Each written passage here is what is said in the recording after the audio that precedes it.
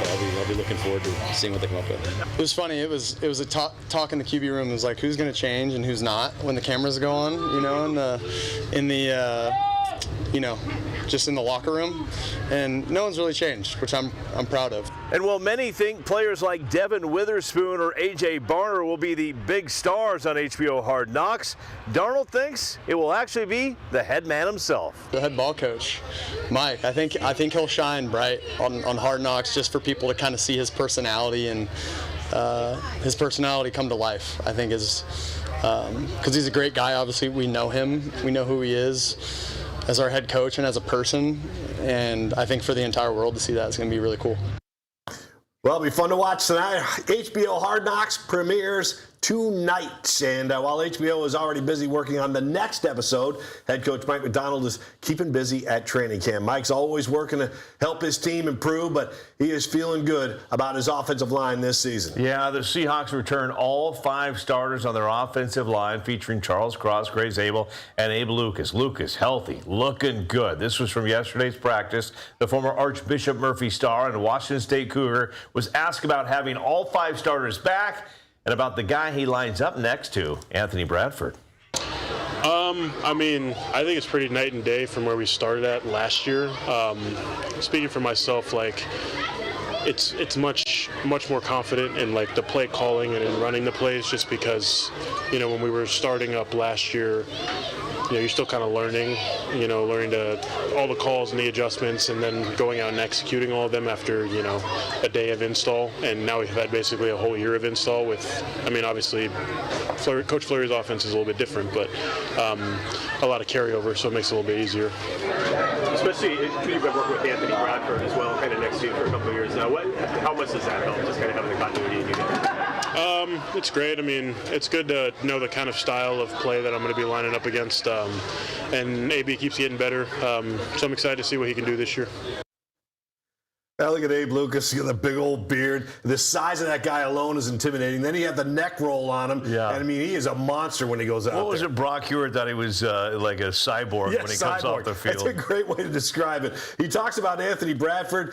He has looked good at camp so far, entering the final year of his rookie contract. So this is an important season for Bradford. Yeah. Over the past 2 seasons, he's had some ups and downs. We know that. He struggled with penalties in 2024, committing 10. But according to reports, the right guard job seemingly belongs to Bradford right now, as 5th-round draft pick Bo Stevens continues to learn the ropes. And there's also good news, Chris, on the receiver front.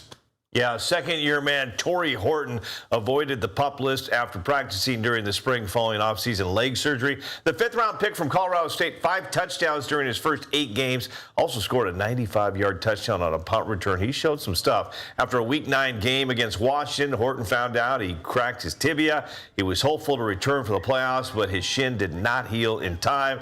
Now he is healthy, he's learning, and he is ready to roll. Yeah, I just feel like it's a lot more mental focus on, how I approach things. I feel like,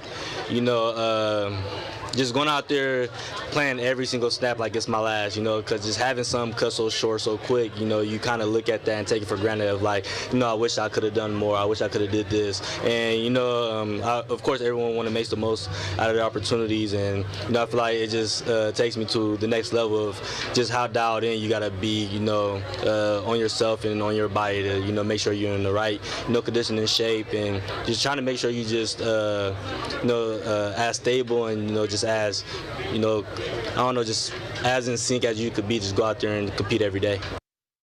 Could be a fun season with Rashid Shaheed and him. You got a couple burners going down the field right there. Then you throw in JSN, your offensive player of the year, the veteran Cooper Kupp, and then the tight end room's pretty good too, Paul. Yeah, that receiver room, like you said, is ridiculous if they can stay healthy. That's the biggest thing with Horton. If he can stay healthy, man, he could be a real weapon in his second year. All right, tight end Elijah Arroyo, as you alluded to, has been part of that big, strong tight end group that the Seahawks team has right now, and Arroyo has been getting a lot of praise at camp. He had a strong weekend, limited with a knee injury last season, but he is similar in size to A.J. Barner, 6'5", 250. So that, Chris, could be a strong 1-2 punch at tight end. Yeah, ESPN's Brady Henderson said Elijah on Saturday had the best practice he has seen from any player at camp so far.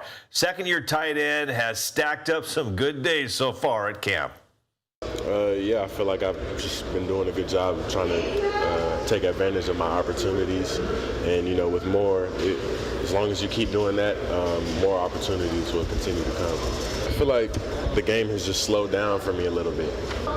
Just being able to read the coverages, just know what's going on in front of me. I feel good out here competing with the guys every day. It's making me excited for the season. Last year's last year. We have a whole new goal this year. There you go. Last year, new goal ahead. He's keeping with the theme from Coach McDonald. Yeah, they all are. They're all bought in out there. But when you talk about the injuries and the things that these guys have been dealing with, Arroyo had some problems last year with injury.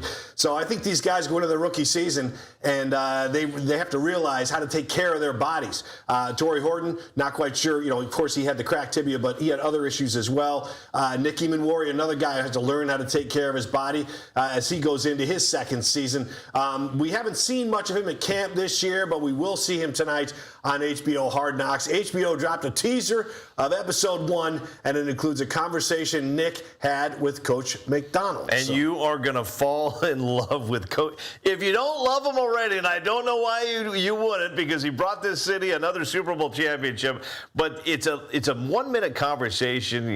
Nick goes in there, Paul, not to give too much away. He's talking about the injury, whether he should go on the PUP list or not, and basically, I'm going to let you watch it tonight. I mean, it just fired me up. I mean, I want to play for this guy. I'm too old to play for him, Paul, but I would love to play for him. Well, I think you're right. Like they just tease you with these conversations because they have cameras all over the Virginia Mason Athletic Center out there. They're inside these meeting rooms. You're hearing stuff that we'll never get as members of the media. So it is a cool thing, and it's extra cool when it's in your town. Again, Seahawks debut on this program. And listen, in recent years, even the crew admits it's been a tiresome, kind of a tired program. They needed a little rejuvenation, and they're getting it with their visit to Seattle. Well, the city of Seattle looked good on the world stage with the World Cup in Seattle, and they're going to look awfully good tonight. I'm throwing it out there right now. First shot, bald eagle, rolling into practice. And if it's not, we're both going to be very surprised tomorrow morning. Yes, we are.